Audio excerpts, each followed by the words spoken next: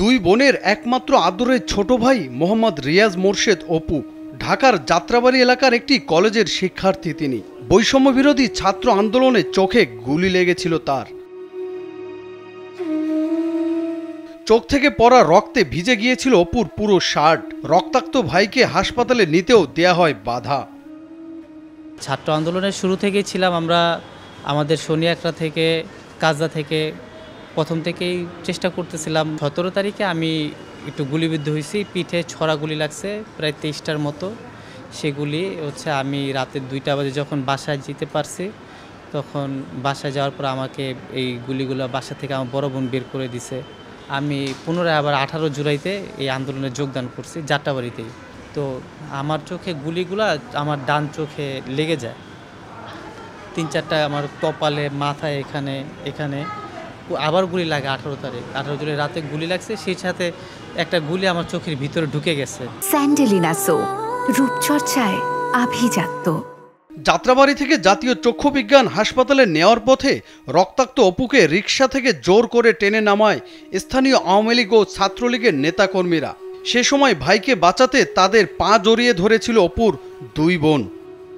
আমরা চক্ষু বিজ্ঞানের উদ্দেশ্যে যখন রওনা দিই, আমার সাথে আমার দুই বোন, আব্বা আর চাচা আসতে পারে নাই। প্রায় 6-7 জন ছেলে আমাদের রিক্সাটা থামাইছে। থামার সাথে সাথে আমার ওই রক্তাক্ত অবস্থায় আমি তখন আবার ধরে রাখছিলাম, শরীর অনেক কাঁপতেছিল, যেহেতু অনেক পাড়াটারা খাইছি।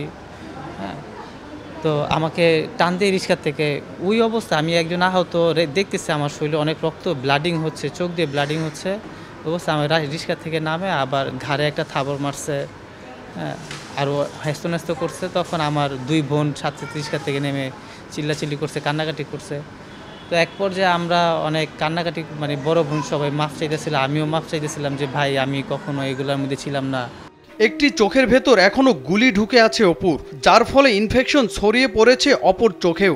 এখন দুই চোখেরই দৃষ্টিশক্তি হারিয়েছেন তিনি।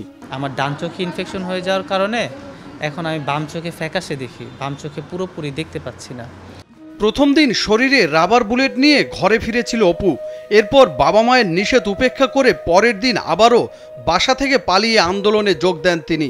আবারও চোখে গুলি লাগে অপুর। স্বপ্নে ছিল যে ছেলে একটা ভালো পর্যায়ে যাইলে বাবা মায়ের ভাই বোনের তো কামাই করে খাওয়াইতে পারবো, এইটাই আশা ছিল। আর ওই অন্তত এরকম হয়েই গেছে। তো এখন ভালো সুচিকিৎসা চাই, যে এখানে যদি ভালো না চিকিৎসা হয়, চোখে যদি বুরুট না বাই করতে পারে, তো বাইরে যে নিয়ে একটু চিকিৎসাটা করে। শুধু অপুই নন, তার পাশের বেডে শুয়ে আছেন শুভ, মিলন সহ অনেকেই, যারা প্রত্যেকেই বৈষম্য বিরোধী ছাত্র আন্দোলনে চলা গুলিতে হারিয়েছেন চোখের দৃষ্টি। একটি সুন্দর বাংলাদেশ দেখতে বৈষম্য বিরোধী ছাত্র আন্দোলনে যোগ দিয়েছিলেন যারা, তাদের অনেকেই গুলিবিদ্ধ হয়ে হারিয়েছেন দৃষ্টিশক্তি। আহত এসব মানুষদের উন্নত চিকিৎসার দাবি জানিয়েছেন সংশ্লিষ্টরা। জনি রায়হান, কালবেলা।